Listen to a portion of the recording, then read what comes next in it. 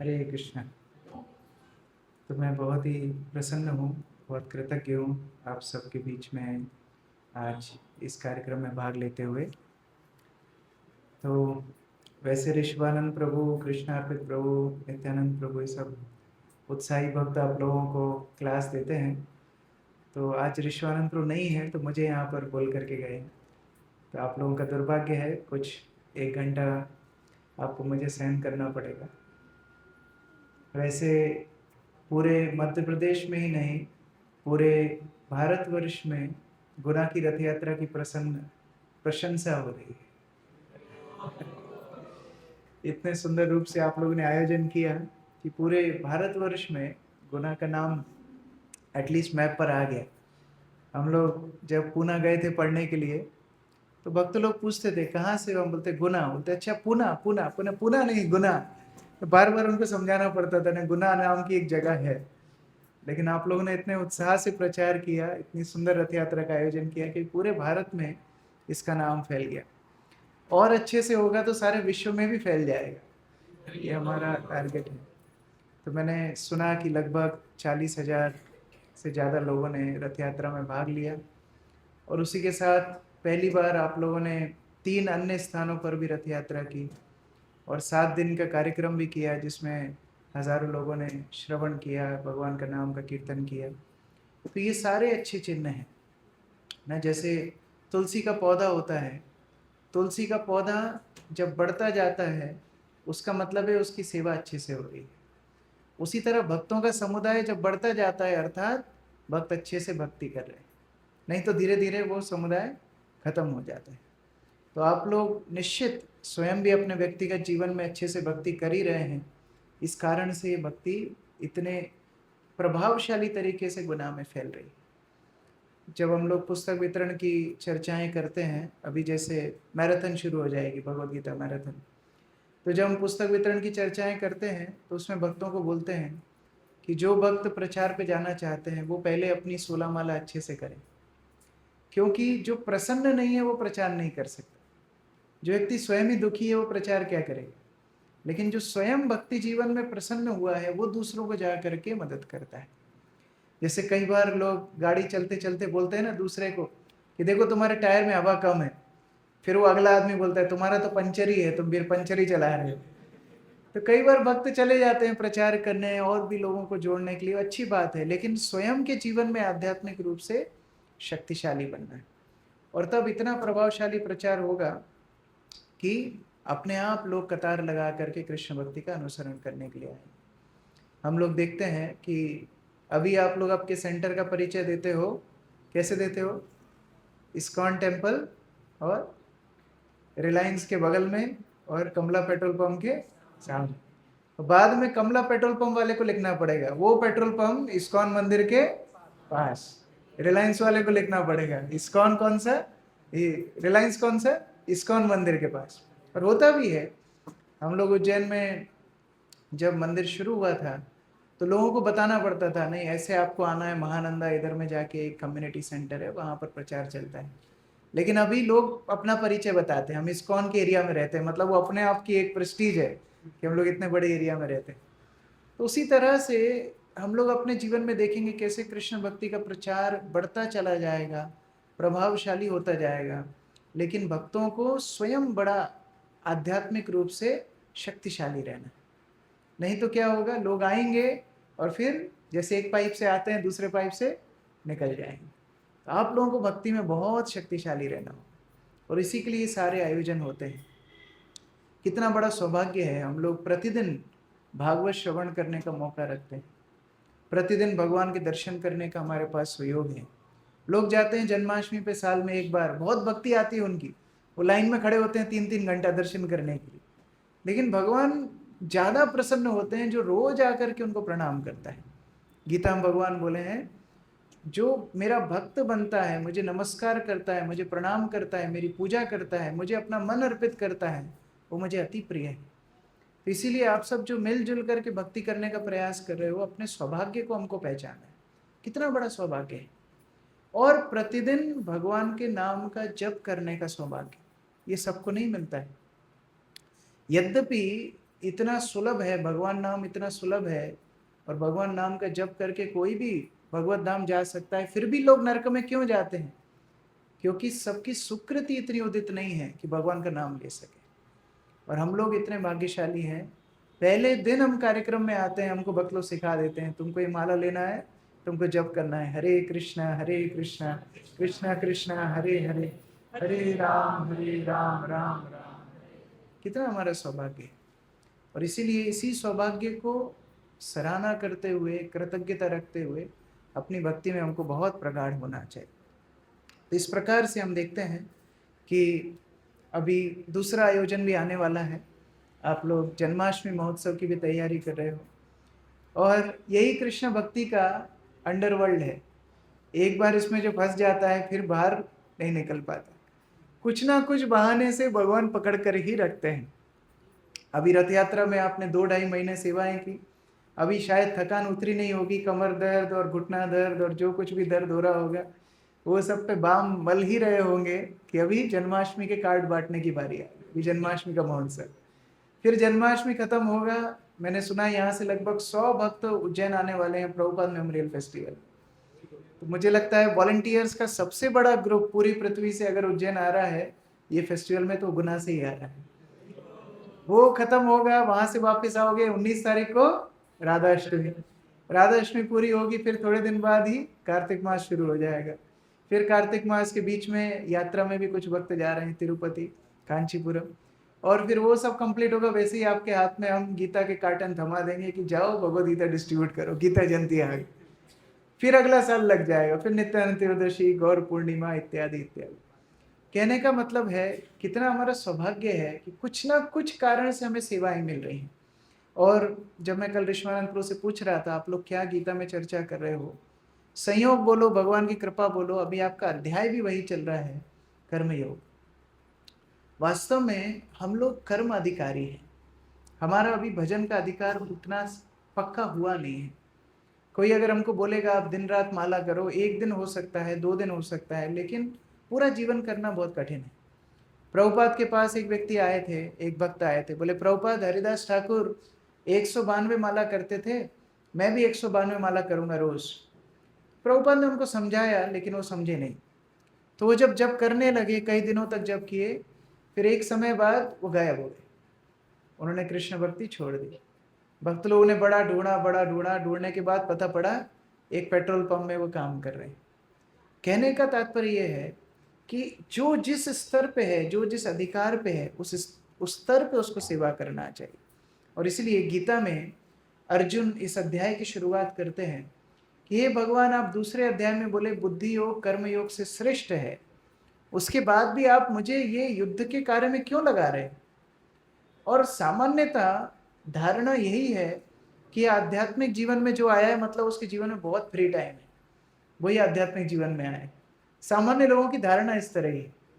जैसे परसों की बात है, हमारे एक भक्त बता रहे थे, एक फैमिली मंदिर में आई तो उन्होंने 9:45 फोन लगाया एक ब्रह्मचारी को और उनको बोला प्रभु जी 10 बजे का मुहूर्त है, हमारे बच्चे का ये विद्या आरंभ संस्कार करवाना है, तो आप आ जाइए। तो भक्त ने समझाया भाई तुम 15 मिनट पहले मुझे फ़ोन लगा रहे हो, यहाँ पर हमारी सेवाएं हैं, कुछ मीटिंग है, तो कुछ टाइम पहले से चर्चा कर लेनी चाहिए। तो बोलते हैं प्रभु जी आप लोग को काम ही क्या होता है, हमको तो मालूम था, हमको आना 1 हफ्ते से मालूम था, लेकिन हमने सोचा आप लोग तो फ्री बैठे रहते होगे तो आपको क्या फ़ोन लगाना, जल्दी से आ जाइए। कहने का तात्पर्य लोगों को लगता है जो आध्यात्मिक मार्ग में है वो एकदम फोकट है, उनके कहीं नौकरी नहीं लगी, उनका कोई ज़्यादा अच्छा संबंध नहीं हुआ, बेचारे जिंदगी में बड़े परेशान त्रस्त हैं, इसलिए भक्ति जीवन में वो आ गए। वास्तव में ऐसा नहीं है। और अर्जुन के इसी गलत धारणा को भगवान तोड़ रहे हैं कि वास्तव में व्यक्ति को पहले तो पहचानना है कि उसके वास्तविक कष्ट क्या है, और ये वास्तविक कष्ट जब तक वो नहीं पहचानेगा उसके लिए वो कार्यरत नहीं होगा। जब तक रिपोर्ट में बीमारी पकड़ी नहीं होगी तब तक कोई इलाज कैसे करेगा। अभी हमारे जीवन में हमको कष्ट क्या लगते हैं, पड़ोसी ने नई गाड़ी खरीद ली हमको कष्ट लगता है ना, हमारे साथ वाले व्यक्ति ने बहुत बड़ा बंगला बना लिया वो हमको कष्ट लगता है। जैसे एक घटना हमको कोई सुना रहा था, शायद मेरी दीदी सुना रही थी, कि एक परिवार में जब उन लोगों की शादी हुई तो नया नया जोड़ा था, शादी हुई। शादी में गिफ्ट तो मिलते ही हैं, किस किस को गिफ्ट पसंद है हाथ खड़ा करो। बर्थडे में, शादी में, एनिवर्सरी, सबको ही गिफ्ट पसंद है। तो अब शादी के गिफ्ट लोग बड़े संभाल के रखते हैं, नाम लिख के रखते हैं बराबर, और डायरी में नोट भी करते हैं, इन्होंने हमको कप सेट दिया था, इन्होंने हमको प्लेट सेट दिया था, तो इनकी जब शादी आएगी तो हम भी टूटा कप सेट दे करके आएंगे। और वो सोन पपड़ी वाले का नाम तो अलग से लिखा होता है ना?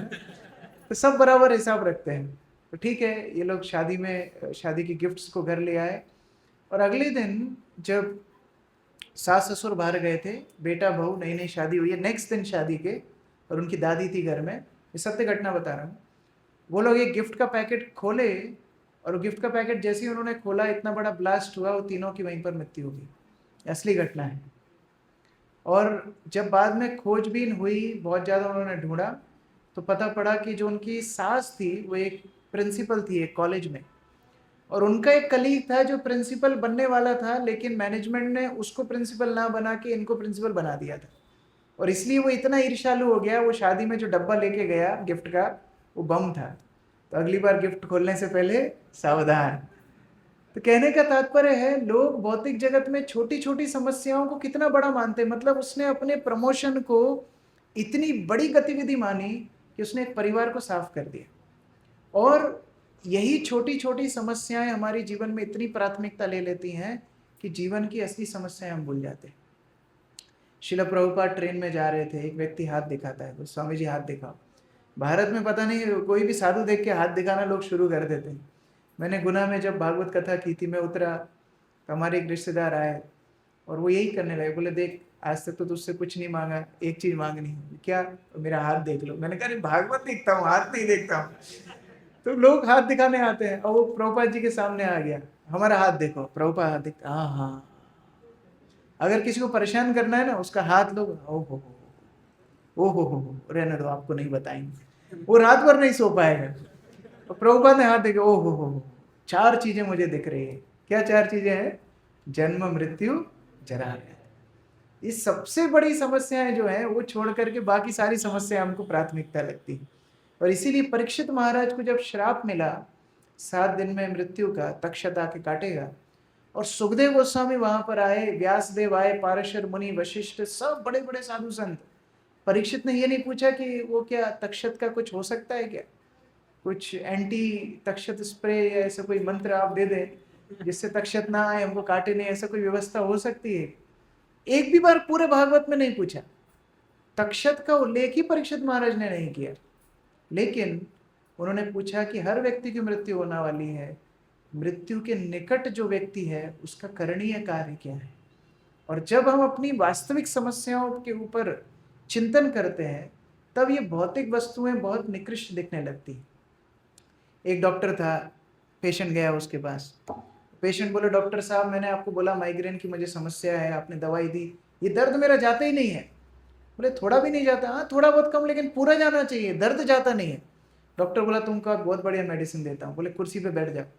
कुर्सी पे बिठाया, डॉक्टर अंदर से हथौड़ा लेके आया, पैर पे पटक के मारा, धम। गुना के डॉक्टर होगा पक्का। ऐसा धम करके मारा, वो चिल्लाने लगा, अरे ये क्या कर दिया, मेरे पैर में दर्द, मेरे पैर में दर्द कर दिया, इतनी जोर से मार दिया। बोले अभी सिर में दर्द हो रहा है? नहीं अभी पैर में दर्द हो रहा है। बोले तेरे सिर में भी दर्द है, लेकिन अभी पैर का दर्द इतना बड़ा है कि तू सिर का दर्द भूल गया है। उसी तरह भौतिक जगत में कुछ ना कुछ समस्याएं हैं, कोई नकार नहीं रहा है, लेकिन मृत्यु के सामने, व्याधि के सामने, बुढ़ापे के सामने, और अगला जन्म मिलने के सामने इससे बड़ी समस्या और क्या होगी। और इसलिए भगवान अर्जुन को बोल रहे हैं, अर्जुन अगर वास्तव में तुमको प्रसन्न होना है, मेरे लिए कार्य करना शुरू करो। भौतिक संसार के लिए जब कार्य करोगे वो तुमको बंधन में ही डालेगा। अच्छा ऐसा नहीं है कि इस्कॉन वाले केवल डरा डरा के भक्ति करते हैं, है ना? कई बार लोग बोलते हैं अरे आप लोग डराते बहुत, हर लेक्चर में जन्म मृत्यु जरा व्याधि, जब से आ रहा हूँ 20 साल से एक ही चीज सुन रहा हूँ, जन्म मृत्यु जरा व्याधि, डरा डरा के भक्ति करते हो। ऐसा नहीं है, भौतिक संसार का सम्मान भी डुबाने वाला है।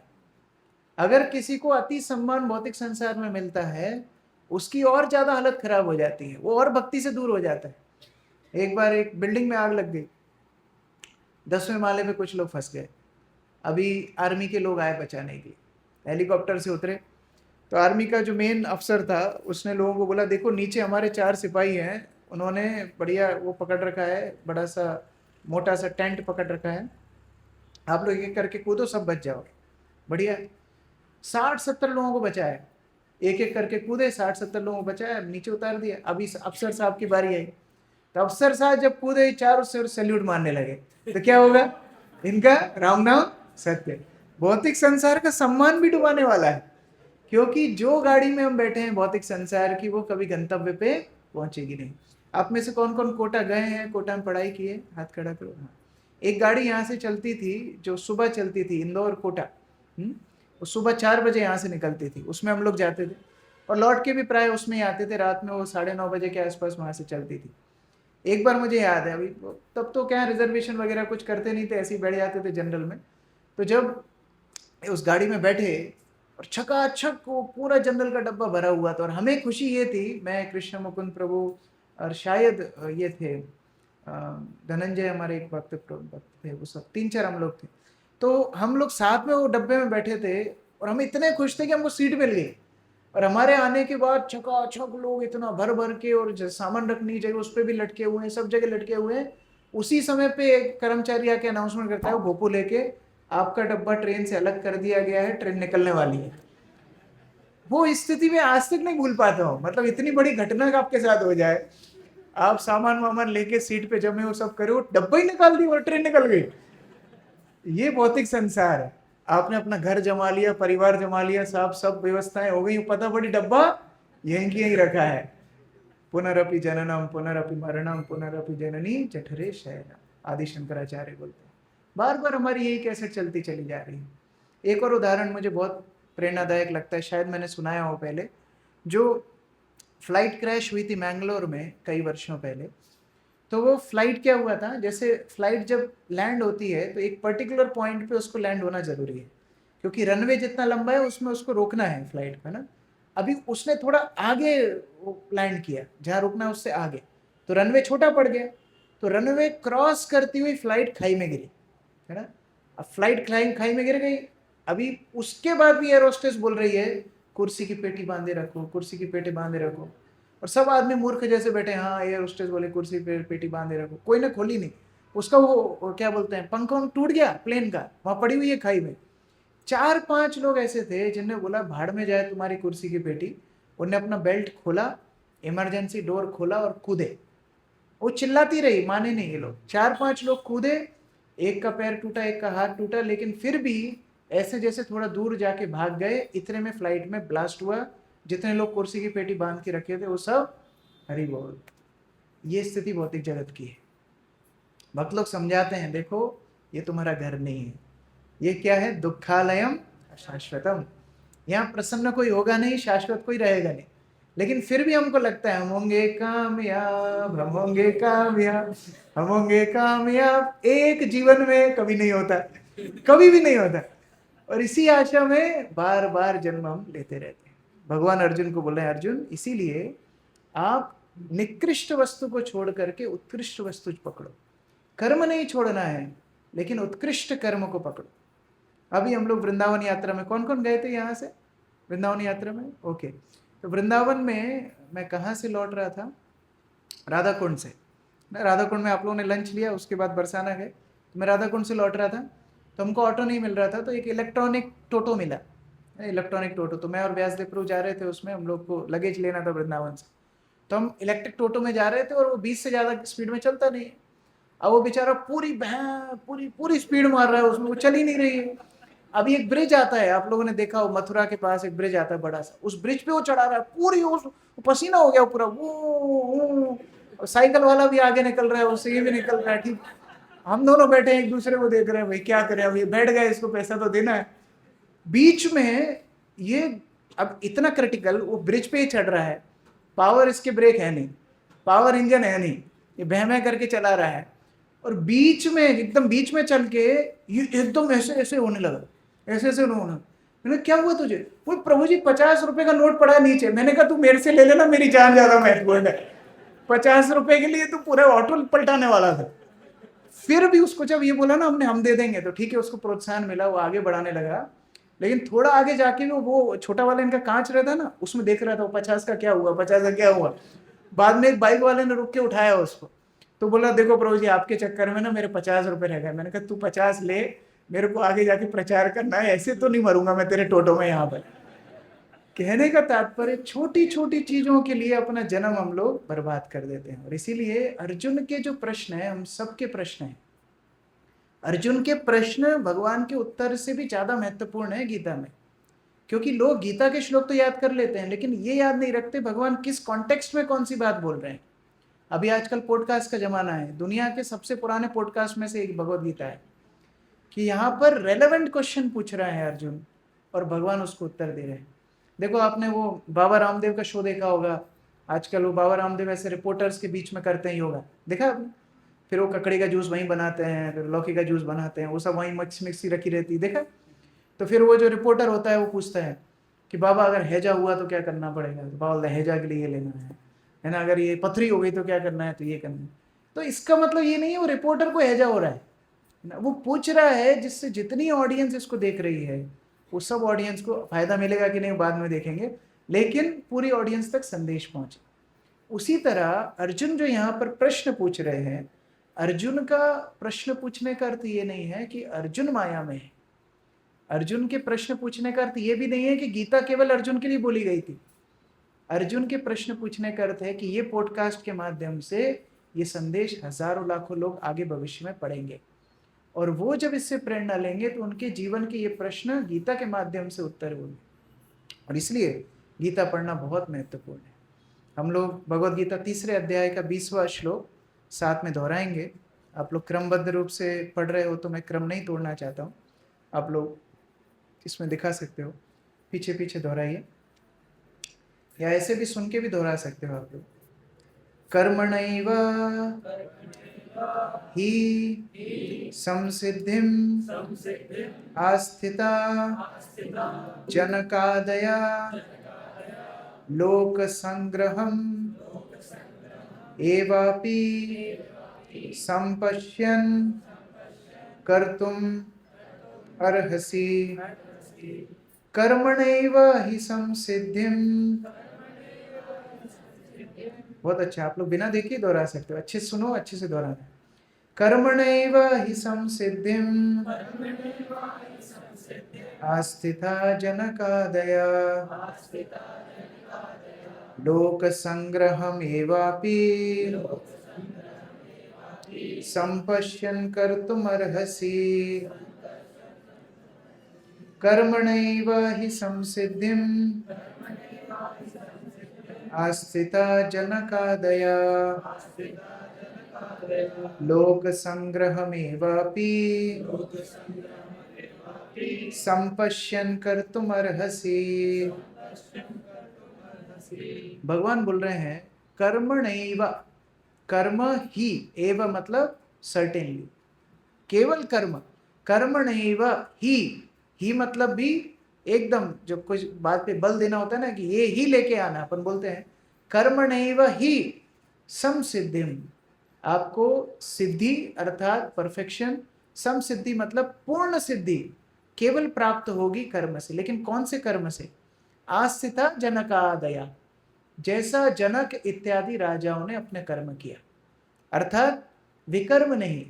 3 प्रकार के कर्म होते हैं, अकर्म, विकर्म और सकर्म।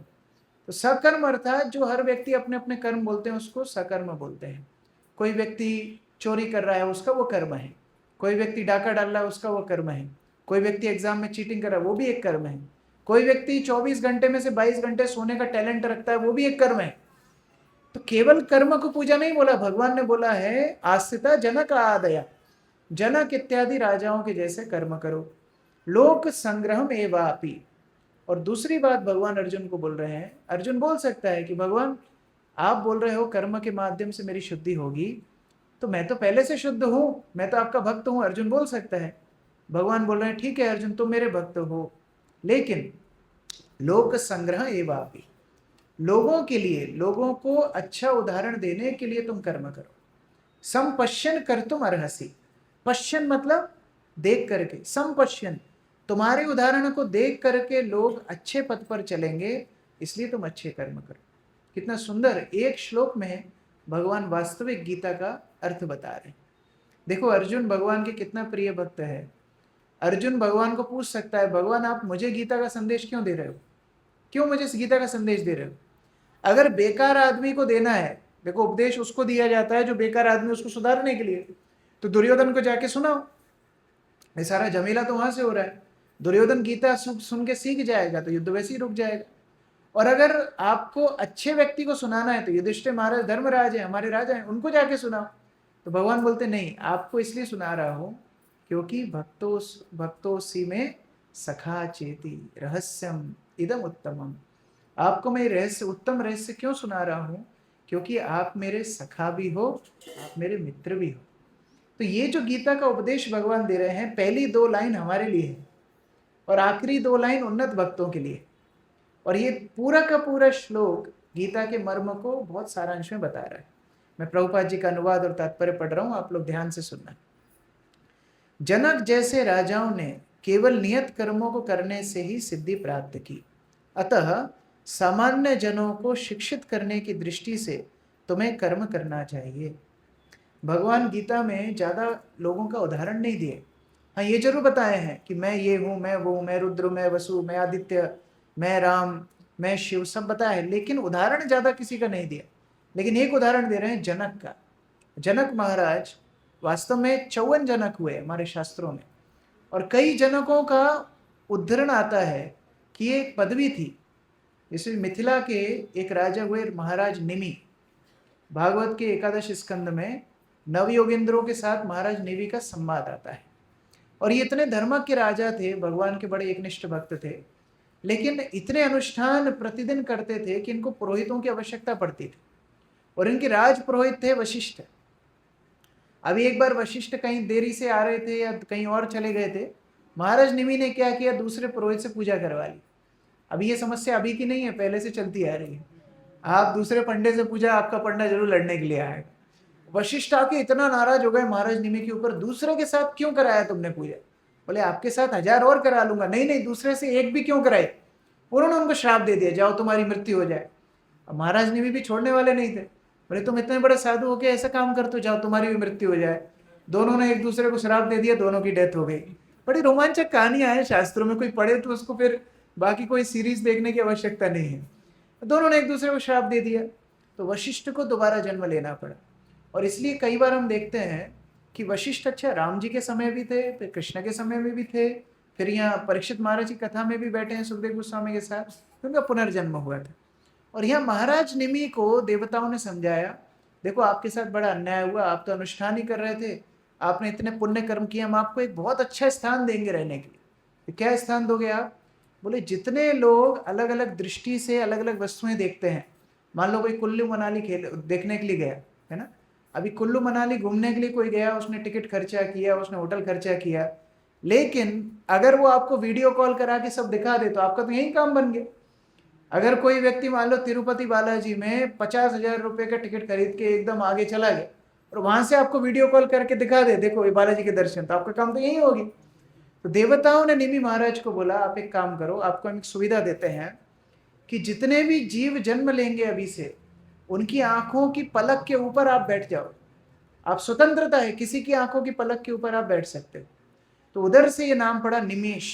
हम लोग बोलते हैं निमेश, यहाँ कोई पल को निमि महाराज बैठ सकते हैं। तो कोई भी कोई काम करता है अच्छा काम, वो बिना खर्चे के वहां पर जाके आनंद लूट सकते हैं। तो अच्छा है, दोनों के पुनर्जन्म हो गए। लेकिन निमि महाराज का कोई संतान नहीं था। अभी क्या करेंगे?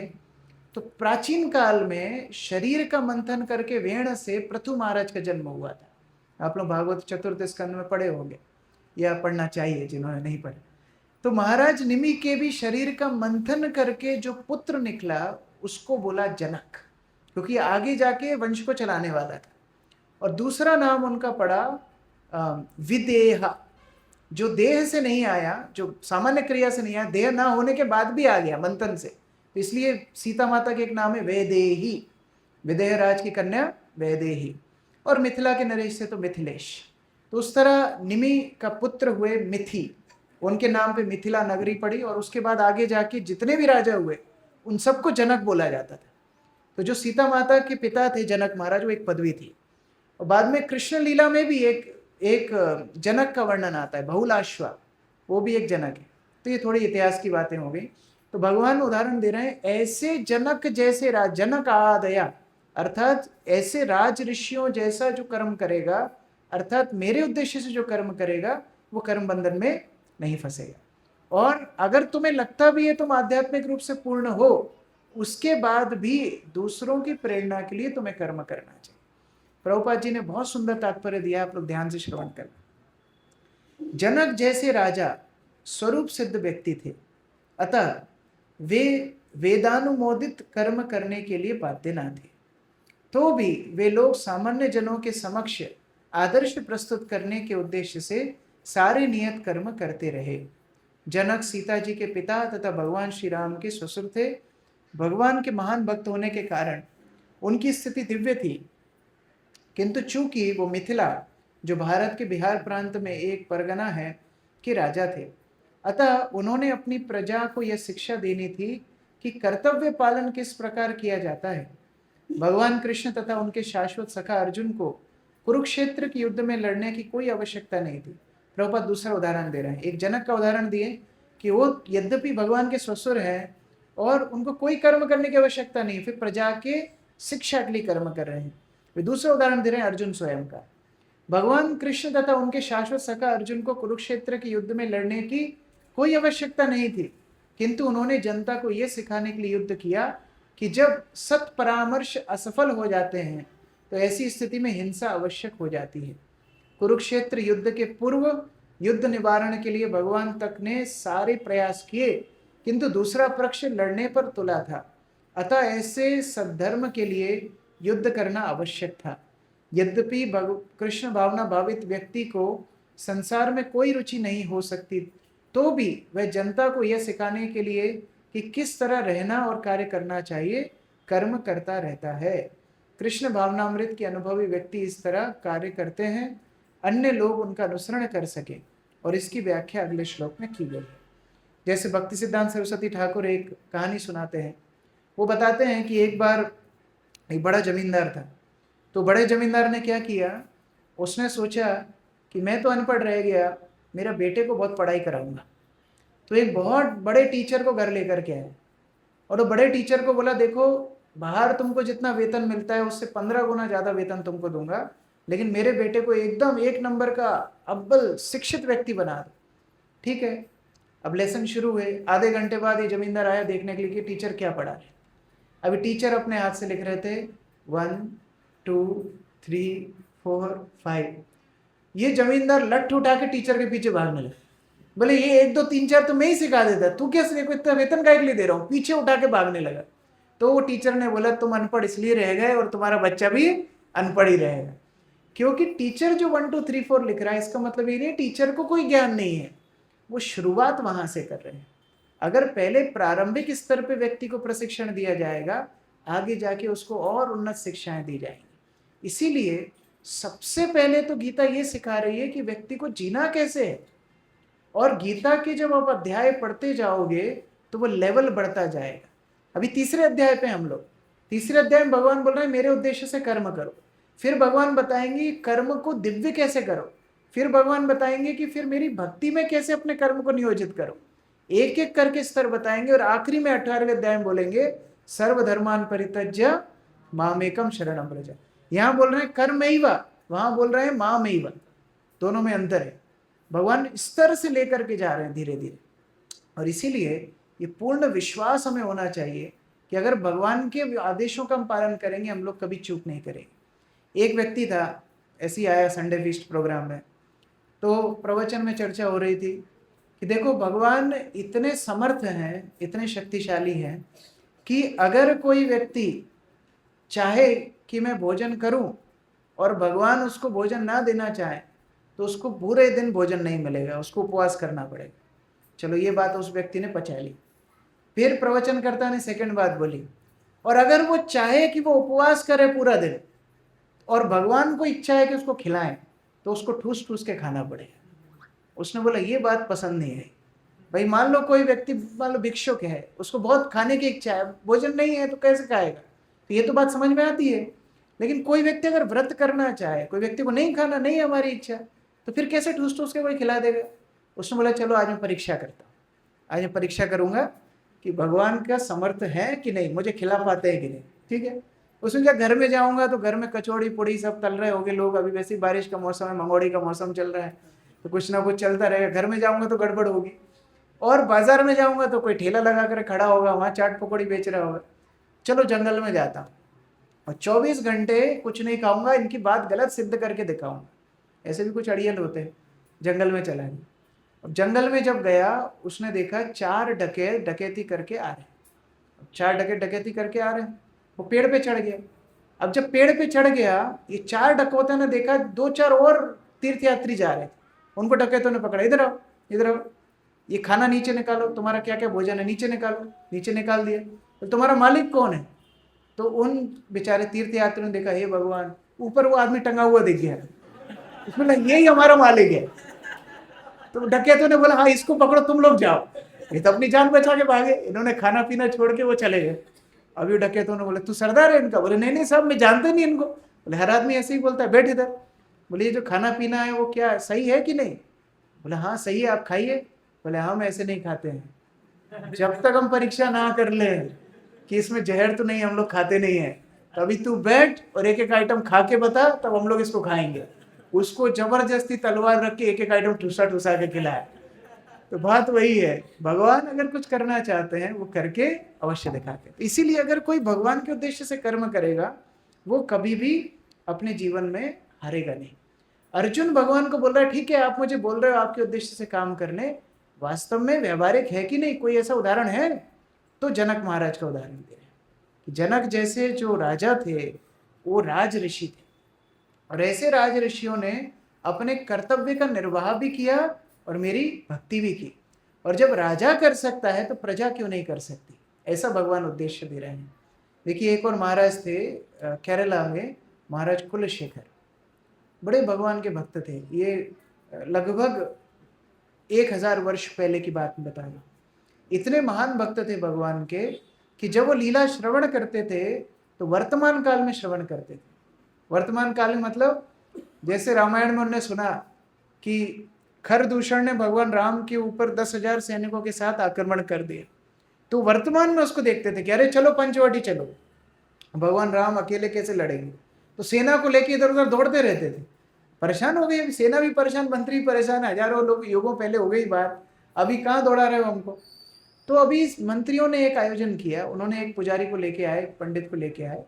उसको बोला, देख केवल अच्छी अच्छी सूचनाएं सुनाना है, कोई भी दर्दनाक कोई भी मर्म कथा नहीं सुनाना है, अच्छी अच्छी तुझे कथा सुनाना है, और ऐसी कथाएं अगर सुनाते रहोगे तो राजा हमारे प्रसन्न रहेंगे। ठीक है करते हैं। अभी वो रोज सुनाता था कि भगवान राम जनकपुरी में पहुंचे, भगवान राम का विवाह सीता के साथ हो रहा है। अभी राजा इतना प्रसन्न हो जाते थे, बोले अरे भगवान का विवाह हो रहा है, चलो महोत्सव करेंगे। अभी वो रोज पकवान करवा रहा है, रोज आभूषण बंटवा रहा है, खूब बड़े बड़े गायदान कर रहा है, इत्यादि कर रहा है। अगले दिन फिर सूचना आती है भगवान राम का राज्य अभिषेक हो रहा है। फिर लोग परेशान हो गए, पूड़ी पकौड़ा खा खा के, कितना खाएंगे। और तो और जो महिलाएं थी वो इतने सोने से लद गई थी, वो परेशान हो गई, अभी नहीं चाहिए सोना, घर लेकर के जाओ। अब दूसरी परेशानी, अब ये इतना वृद्ध हो गया था पुजारी, एक बार इसका अस्वस्थ था, अपने बेटे को भेजा, तुम जाओ जाके महाराज कुलशेखर को कथा सुनाना, और वो ये बताना भूल गया कि कोई मार्मिक चरित्र नहीं सुनाना है। अभी जा करके बैठा और इसने शुरू किया सीता हरण की कथा कि रावण आया और सीता को हरण करके ले गया लंका। अभी तो तलवार निकाल के कुलशेखर महाराज दौड़ने लगे, चलो चलो चलो आक्रमण करेंगे, हम लोग आक्रमण करेंगे, और निकल गए। केरला से सेतु बंद, जो जहाँ राम सेतु बना था बाद में, वहां तक जाना कितना दूर है, पूरी सेना को लेके वहां पहुंच गए। सीना उनको समझाती रही, अरे ऐसा नहीं हुआ, वो हो गया, रावण को हम हर साल जलाते हैं, खूब पटाखे फोड़ते हैं, लेकिन नहीं, उनको विश्वास नहीं हो रहा। वो समुद्र में घोड़े के साथ प्रवेश कर गए। अभी सेना ने लगा हमारा राजा गया, अभी वापस आएगा नहीं। और जब पूरा घोड़ा डूबने लगा, ये राजा स्वयं डूबने लगे, साक्षात भगवान राम सीता और लक्ष्मण साथ प्रकट हो। उनको आके बोलते हैं आपकी भक्ति धन्य हो, आप जाइए, हम हमेशा, मैं सीता को लेकर के आ गया। भगवान राम बोलते सीता लेके आ गया, सीता माता ही बोलती हाँ रावण का वध हो गया, आप जाइए अपना राज्य चलाइए। तो कितनी कुशलता भी थी, कितनी निपुणता भी थी, और भक्ति में संलीनता भी थी, सराबोर भी थे। जैसे महाराज कुलशेखर इतने साल राज्य किए, उनका धनकोष कभी कम नहीं हुआ, उनका धनकोष केवल बढ़ता ही रहा। आज जो अनंत पद्मनाभ में गवर्नमेंट जा जा करके उठा रही है, महाराज कुलशेखर के जमाने का खजाना है। ऐसे राजा हुए। हम लोग देखते हैं हमारे गोस्वामी गण थे, रूप गोस्वामी, सनातन गोस्वामी, इतने विरक्त थे और उन्होंने अपने शास्त्रों में लिखा है, क्या लिखा है उन्होंने अपने शास्त्रों में? बड़ा मंदिर का निर्माण करने की आवश्यकता नहीं है, शिष्य बनाने की आवश्यकता नहीं है, ऐसा उन्होंने लिखा है। लेकिन उनके बाद जो आचार्यगण आए, भक्ति सिद्धांत सरस्वती ठाकुर, श्रील प्रभुपाद, इन लोगों ने क्या किया? इन लोगों ने हजारों हजारों शिष्य बनाए, हजारों हजारों मंदिर बनाए। क्यों? क्योंकि गीता का ये संदेश हमें एक संकेत दे रहा है कि कर्म तो करना है, लेकिन वो कर्म करना किसके लिए है? भगवान के उद्देश्य से करना है। अपने लिए मंदिर नहीं बनाना है, अपने लिए घर नहीं बना रहे हैं, लेकिन भगवान की अगर कथा सुनने के लिए मंदिर का आयोजन हो जाए तो हजारों हजारों लोग आकर के लाभान्वित हो सकते हैं। अगर किसी भक्त को हरिनाम के प्रति जागरूक करने के लिए गुरु दीक्षा दे दे और उसका जीवन भर हरिनाम को आश्रय ले ले, तो फिर ऐसी समस्या को झेलना भी गुरु को सुकृत होता है। ये हमारी परंपरा का संदेश है। नहीं तो हमारे आचार्यगणों को कभी भी ऐसी भावना नहीं थी कि उनका नाम यश बढ़े, लेकिन फिर भी उस जहर को पिए, उस नाम यश रूपी जहर को उन्होंने पान किया भगवान के उद्देश्य से। और इसलिए हम लोगों को अपने जीवन में इस कर्म को भगवान से जोड़ना है। 3 स्तर होते हैं, आप लोग 3 स्तर को याद रखना। सबसे पहला स्तर होता है सत्कर्म का। सत्कर्म का स्तर क्या होता है? सत्कर्म का स्तर होता है शास्त्र में जो निर्देश है उसका पालन करते हैं लोग, लेकिन अपनी इंद्र तृप्ति के लिए। कोई भी अनुष्ठान हो, पूजा हो, बड़े बड़े व्रत हो, भंडारा हो, लोग अपनी इच्छा को पूरी करने के लिए वो पालन करते हैं। ये सबसे निकृष्ट है। भगवान बोल रहे हैं इतना भी करेगा ना, कम से कम कर्म की आसक्ति से धीरे धीरे मुक्त हो जाएगा, कम से कम इतना भी करेगा तो। सेकंड लेवल आता है कर्मयोग। कर्मयोग अर्थात क्या है? कर्मयोग में अब वो अपने जो भी फल है उसके कर्म के भगवान को अर्पित करना शुरू कर देता है। जैसे हम भोजन करते हैं तो प्रथम भाग भगवान को अर्पित करते हैं। हम लोग घर बनाते हैं, एक अच्छी सी जगह किसके लिए रखते हैं? 50 इंच टेलीविजन के लिए नहीं, भगवान के लिए एक अच्छी सी जगह रखते हैं कि हम भगवान विराजमान होंगे। हम लोग गाड़ी लाते हैं, सबसे पहले मंदिर में लेकर के आते हैं। कोई भी अच्छी से अच्छी वस्तु सबसे पहले हम भगवान को अर्पित करते हैं। ये हुआ कर्मयोग। लेकिन इससे भी उत्कृष्ट है, अभी कृष्ण भक्ति में व्यक्ति इतना उत्कृष्ट हो जाता है, वो वही कर्म करता है जो भगवान को प्रिय होते हैं। और ये सबसे ऊपर के लेवल का कर्म है जो अर्जुन से भगवान अपेक्षा कर रहे हैं। अर्जुन बोल रहे हैं नहीं चाहिए ना, राज्य नहीं चाहिए, मैं वन में चला जाऊंगा, मैं मस्त हूं, मेरे को आप क्यों फोर्स कर रहे हो? बोले तेरे लिए नहीं, मेरे लिए काम कर। और ये सबसे ऊंचा स्तर है भक्ति जीवन का। तो हम लोग यहाँ पर देखते हैं इतने सारे भक्त लोग हैं, इतने सालों से जप कर रहे हैं, भक्ति कर रहे हैं, वो अपने घर में अच्छे से भक्ति कर सकते हैं, लेकिन इतना समय निकाल करके लोगों को लाना, उनकी समस्याएं सुनना, उनको समाधान देने का प्रयास करना, फोन लगा लगा करके मंगला आरती में उठाना। प्रभुपाद जी बोलते हैं कलयुग में किसी को कृष्ण भक्ति कराना मतलब घोड़े को इंजेक्शन देना। घोड़े को इंजेक्शन कैसे देते हैं? 8 लोग पहले पकड़ते हैं उसको, फिर 2 लोग एक बड़ी सी सुई लाते हैं, सुई भी टेढ़ी हो जाती है, छोटी सुई हो, बड़ी सी सुई ला के उसमें घोपते हैं, ले अभी अभी सही होगा। उसी तरह से 8-8 10-10 लोगों को उठा उठा के लाना पड़ता है। चल भैया एक बार तू संडे कार्यक्रम में जाकर के बैठ जा, एक बार हरे कृष्ण महामंत्र जप कर ले। बातचीत करने को आएंगे तो 3-4 घंटे कर लेंगे, लेकिन एक माला उठाने में भी एक एक मोती 10 किलो का लगता है। हरे कृष्णा कृष्ण कृष्ण हरे हरे, हरे राम राम राम। इसलिए 2 उदाहरण भगवान, 2 उदाहरण प्रभुपाद जी तात्पर्य में दे रहे हैं, एक जनक महाराज का, एक अर्जुन का, और दोनों हमारे लिए प्रेरणा के स्रोत है। एक रामलीला से उदाहरण है, एक कृष्ण लीला से, कि उन लोगों को स्वयं को कुछ नहीं चाहिए, केवल और केवल भगवान की प्रसन्नता के लिए वो सारे कार्य में रत हैं। तो ऐसे उदाहरण हमारे जीवन में प्रेरणादायक बने। हम लोग जब चमकते हुए सितारों को देखते हैं, वो चमकते हुए सितारों की हम अनुकरण नहीं कर सकते, लेकिन वो सितारों को देख करके हम दिशा ले सकते हैं। उसी तरह से बहुत बड़े बड़े उदाहरण हैं, जनक महाराज, अर्जुन, युधिष्ठिर महाराज, परीक्षित महाराज, सुखदेव गोस्वामी, प्रभुपाद, ये बड़े बड़े उदाहरण हैं। लेकिन इनको प्रेरणा ले करके हम लोग अनुसरण कर सकते हैं।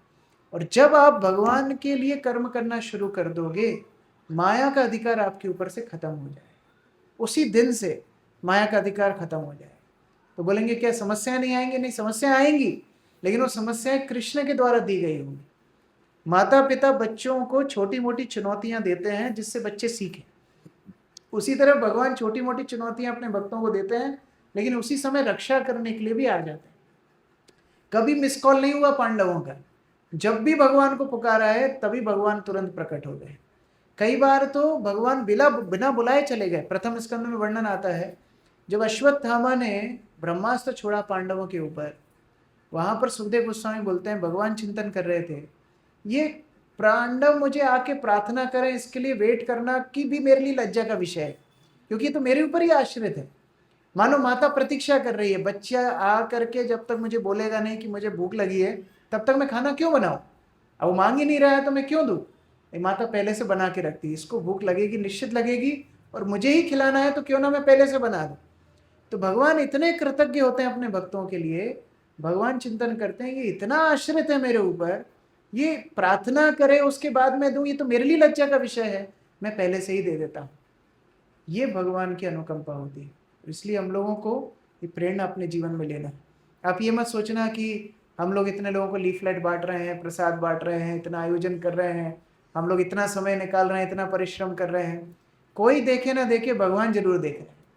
और जब भगवान देखते हैं और वो जब कृतज्ञता के साथ अपना आदान प्रदान भक्तों के साथ करना चाहते हैं, उसकी तुलना जीवन में और कोई नहीं कर सकता, कोई भी उसकी तुलना नहीं कर सकता।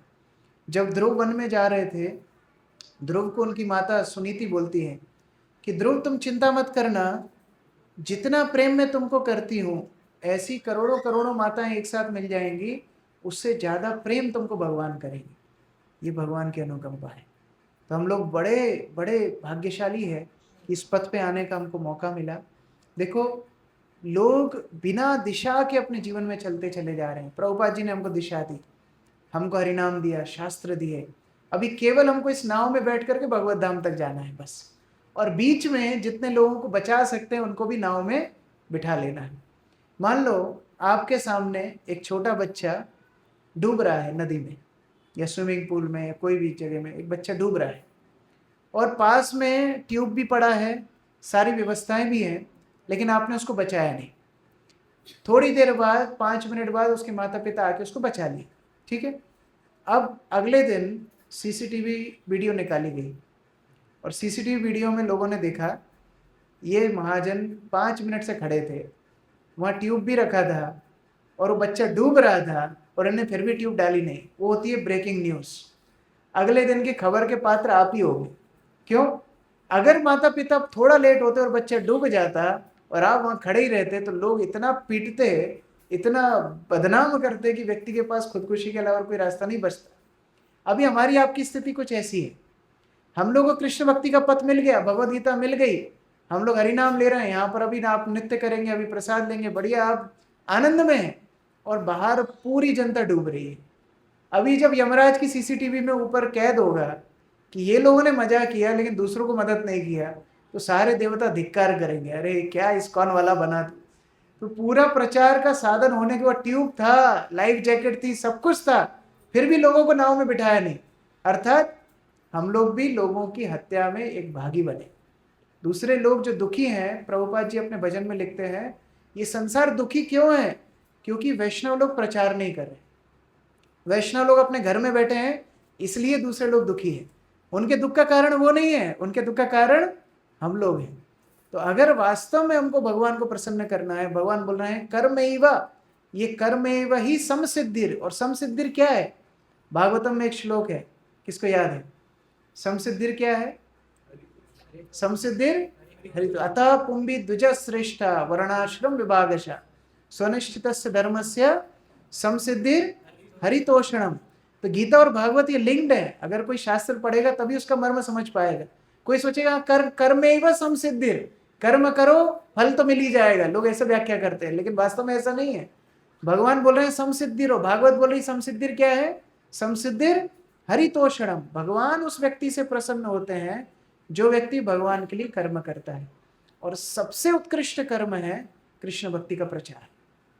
आप जिस क्षेत्र में हो, जिस वेशभूषा में हो, जिस आश्रम में हो, जिस भी स्थिति में हो, कृष्ण भक्ति के प्रचार में आपको मदद करना है। और जब लोग भगवान से जुड़ेंगे, उनके जीवन में जो आशा शुरू होगी, उनका जीवन जो पूर्ण महसूस करेंगे, उसके लिए वो पूरा जीवन बेचकर भी आपको धन्यवाद नहीं दे पाएंगे। शिष्य गुरु के लिए पूरा जीवन भी दे दे तो भी वो अपने ऋण से मुक्त नहीं हो सकता। तो जब भक्त लोग जाकर के हरिनाम का प्रचार करते हैं, इतनी अनुकंपा जीव के ऊपर होती है कि वो पूरा जीवन बेच दे तो भी आपके लिए वो ऋण से मुक्त नहीं हो पाएगा। तो इसलिए प्रभुपाद जी ने इतना महान उद्देश्य के साथ हमको प्रचार का कार्य दिया है। तो आप लोग जन्माष्टमी में मटकी फोड़ और ये फोड़ और वो फोड़ ना करते हुए प्रचार के लिए आयोजन बनाइए। लोग तो आयोजन बनाते हैं कि हम लोग डांडिया खेलेंगे, हम लोग गरबा खेलेंगे, हम लोग डीजे गाएंगे, एक शाम शाम के नाम नहीं, हर शाम शाम के नाम, ये हमारा मोटो है। तो इसीलिए हम लोग को साथ में मिलकर के प्रयास करना है, ज़्यादा से ज़्यादा लोग ये जन्माष्टमी कार्यक्रम में आए। और केवल एक दिन नहीं लाना है, फिर प्रयास करना है उनको हम धीरे धीरे जप के लिए प्रेरित करें, हम भगवत गीता पढ़ने के लिए प्रेरित करें, कार्यक्रम में भाग लेने के लिए प्रेरित करें, अपने जीवन का केंद्र कृष्ण को बनाने के लिए प्रेरित करें। अभी जितने आपने रथ यात्रा में लोगों को बुलाया, आप उन लोगों से फिर बातचीत कीजिए कैसे वो लोग भक्ति में आगे बढ़ सकते हैं।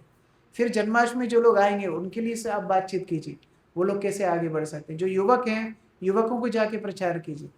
गुना में तो पहले सेंटर वगैरह कुछ नहीं था, उसके बाद भी कुछ तो विशेष कृपा है चैतन्य महाप्रभु की, युवक बहुत आसानी से यहाँ भक्त बन जाते हैं। तो हम लोग जा करके युवकों के लिए कार्यक्रम बढ़ा सकते हैं, अलग अलग स्कूल्स में जा सकते हैं। अभी उज्जैन में हम लोग एक कार्यक्रम कर रहे हैं, आई लव भारत। तो आई लव भारत हम लोगों ने फर्स्ट प्रोग्राम किया था 26 जनवरी को, 3000 युवक आए थे उस कार्यक्रम में। आप कल्पना करो 3000 युवक एक साथ हरे कृष्ण महामंत्र पर नृत्य कर करके गए। और अभी हम लोग सेकंड कार्यक्रम करने वाले हैं, तो इतना उनको अच्छा लगा युवकों को, उन छात्रों को, उन्होंने अपने टीचर्स को फीडबैक दिया।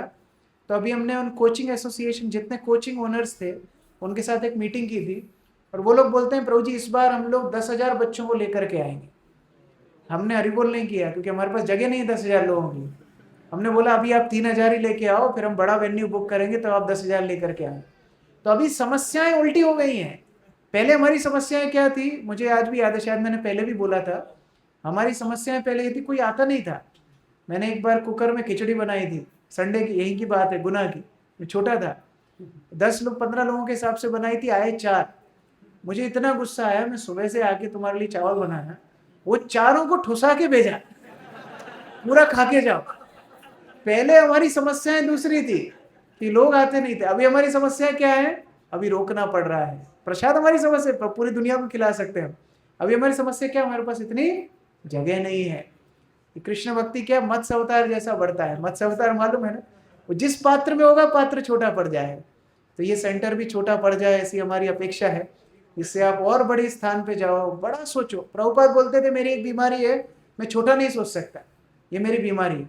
प्रभुपाद दिल्ली स्टेशन से जा रहे थे, अमृतसर से प्रभुपाद जा रहे थे बॉम्बे, बीच में दिल्ली स्टेशन पड़ा, तो एक सज्जन आके बोल दिए प्रभुपाद आप सब जगह केंद्र खोल रहे हो, दिल्ली तो राजधानी, यहाँ केंद्र खोलो। तो एक भक्त जो प्रभुपाद के साथ जा रहे थे, गुरुदास प्रभु, प्रभुपाद ने बोला तुम यहीं उतर जाओ। प्रभुपाद यहीं उतर जाओ, हाँ यहीं उतर जाओ, जाओ केंद्र खोलो। धक्का लगा उसको, उन्होंने केंद्र खोल भी दिया। प्रभुपाद के शिष्य भी इतने समर्पित थे, उन्होंने केंद्र खोल दिया। प्रभुपाद जी के पास आए, प्रभुपाद जी को बोले प्रभुपाद हमने दिल्ली में केंद्र खोल दिया। बोले ठीक है, अभी दूसरे भक्तों को दो, अभी तुम एक काम करो, मध्य प्रदेश में कुछ नहीं हो रहा है, मध्य प्रदेश जाओ। उस समय मध्य प्रदेश में एक भी इस्कॉन का केंद्र नहीं था। वो कहाँ जाओ, प्रभुपाद बोले ग्वालियर के राजा के पास जाओ। पता नहीं उस टाइम पे कौन राजा थे, तो ग्वालियर के राजा से उसका महल मांगो, वो महल में हम इस्कॉन का केंद्र खोले। गुरुदास प्रभु ने बोला प्रभुपाद आप मतलब मजाक कर रहे हो, क्या कर रहे हो? बोले नहीं, पूछने में क्या जाता है, ज्यादा ज्यादा मना ही तो करेगा, क्या करेगा, जाओ। सच में भेज दिया प्रभुपाद ने। और आप वो सोचो, आप किसी राजा के महल में घुसे, उससे अपॉइंटमेंट लिया, उससे बोले आपकी ये बिल्डिंग दे दो हमको, आपका हम केंद्र खोलेंगे। वो मांगने भी गए, फिर वो महल तो नहीं दिया उसने, लेकिन एक जमीन जरूर दे दी, प्रभुपाद उसको देखने के लिए गए। तो हमेशा प्रभुपाद सोचते थे कुछ बड़ा। ज्यादा से ज्यादा व्यक्ति क्या बोलेगा, ना ही बोलेगा तो अभी नहीं कर रहा है, बाद में भी नहीं करेगा, लेकिन हाँ बोल दिया तो हमारा फायदा हो जाएगा। कर्मणैव ही समसिद्धि, भगवान के लिए वो कार्य हो जाएगा, और तब दूसरों को भी प्रेरणा मिलेगी। आज देखो कोई घर में डाइनिंग टेबल नहीं होती है ना, दूसरे लोग आके बोलते हैं अरे आपके घर में डाइनिंग टेबल नहीं है, आपके घर में डाइनिंग टेबल नहीं, जैसे पता नहीं डाइनिंग टेबल नहीं हो रही कुछ अमृत का पहाड़। इसी तरह किसी के घर में सोफा सेट नहीं है, उसने ऐसी जमीन पे कुछ गद्दियां लगा के आपको बिठा दिया, लोग इधर उधर देखते हैं, अरे सोफा सेट नहीं है इनके घर में, सोफा सेट नहीं। आदमी गिल्टी में चला जाता है, अरे सोफा सेट नहीं। कई लोगों के पास मोबाइल नहीं होता कैमरे वाला, बटन वाला फोन, लोग उसको ऐसा देखते हैं जैसे कोई मिल गया का जादू आ गया। अरे तेरे पास मोबाइल नहीं है, एंड्रॉइड फोन नहीं है, बड़ा आश्चर्य है। एक दिन कृष्ण भक्ति का प्रचार इतना बढ़ जाएगा, जिसके घर में प्रभुपाद जी का चित्र नहीं होगा, प्रभुपाद जी की पुस्तक नहीं, लोग उसको ऐसे देखेंगे, अरे तेरे पास प्रभुपाद जी की पुस्तक नहीं है, तो कितना निकृष्ट व्यक्ति है। उस दिन के लिए कल्पना करो, वैसा प्रचार करो। इसलिए हम लोग बहुत भाग्यशाली हैं, सब कुछ प्रभुपाद ने करके दे दिया, बस हमको दूसरों को जा करके ये अमृत को बांटना है। और जितना आप अमृत बांटोगे उतना ही आपको प्रसन्नता मिलेगी। यहाँ गुरु पूजा में कौन कौन ने भाग लिया है, हाथ खड़ा कीजिए। गुरु पूजा में प्रभुपाद को चंदन लगाते हैं, आपने देखा है, उज्जैन में देखा है, वो चंदन लगाते हैं। जो भक्त गुरु पूजा में सबको चंदन लगाता है ना, बाद में उसके हाथ अपने आप सुगंधित हो जाते हैं, उसको अलग से कुछ करने की आवश्यकता नहीं है। तो जो व्यक्ति जाकर के कृष्ण भक्ति का प्रचार करेगा, उसको अलग से मेहनत करने की आवश्यकता नहीं, उसके हृदय में अपने आप भगवान प्रकाशित हो जाए। यही भगवान गीता में संदेश दे रहे हैं। तो आप लोग पढ़िए, एक एक श्लोक को बहुत गहराई से पढ़िए। अगले श्लोक में भगवान बताएंगे कि ऐसे महान व्यक्तित्व जो आचरण करते हैं वही सामान्य लोग अनुसरण करेंगे, और इसी माध्यम से वो लोग भी अपने जीवन को सफल बना पाए। हरे कृष्ण। जगत गुरु श्रील प्रभुपाद की जय, समवेत भक्त वृंद की जय, निताई गौर प्रेमानंदे। किसी का कोई प्रश्न है? Any question?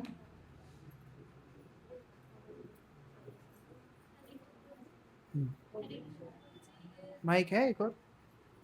ठीक है, बोलिए। ठीक है, मैं रिपीट कर दूंगी।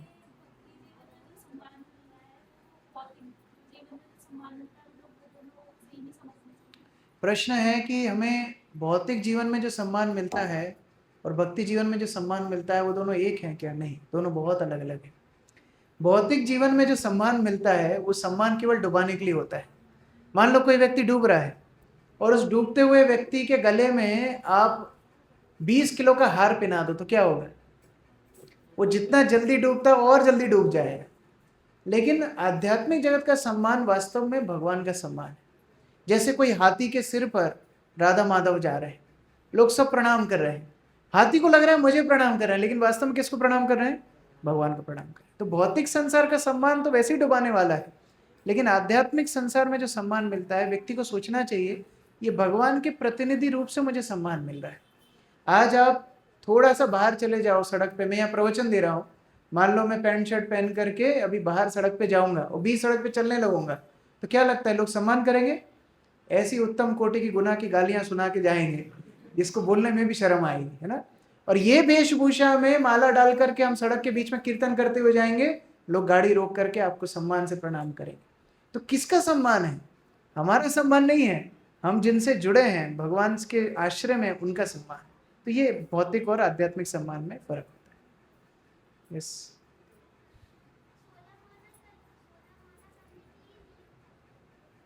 सो 16 माला करने के लिए, हाँ 16 माला करने के लिए एक ही नियम है कि 16 माला करना चाहिए, और कोई नियम नहीं है, और कोई नियम नहीं है। वास्तव में सुबह उठ करके व्यक्ति जब जप करते हैं सबसे उत्कृष्ट होता है, लेकिन अगर नहीं सुबह वो कर पा रहे हैं, कम से कम शुरू तो करें, है ना। जैसे जब बच्चा छोटा होता है उसको कोई टाइम टेबल नहीं होता, फिर भी जब भूख लगती है माता उसको खिलाती है। धीरे धीरे धीरे जब उसको बुद्धि आती है, विवेक आता है, फिर वो समय से खाने लगता है। उसी तरह से कम शुरू करने के लिए हम लोग हरिनाम दिन में कभी तो लेना शुरू करें, एक आदत तो डालें, और फिर जब वो अभ्यास हो जाएगा तो फिर सुबह भी कर सकते हैं। लेकिन हरिनाम के लिए बाकी कोई नियम नहीं है, बस ठीक से बोलना है, ध्यान से सुनना है, बस इतना ही नियम है। और कोई प्रश्न है प्रभु जी से? कोई प्रश्न? ठीक है, बहुत बहुत धन्यवाद। श्री प्रभुपाद की जय, समवेत भक्त वृंद की जय, निताई गौर प्रेमानंदे।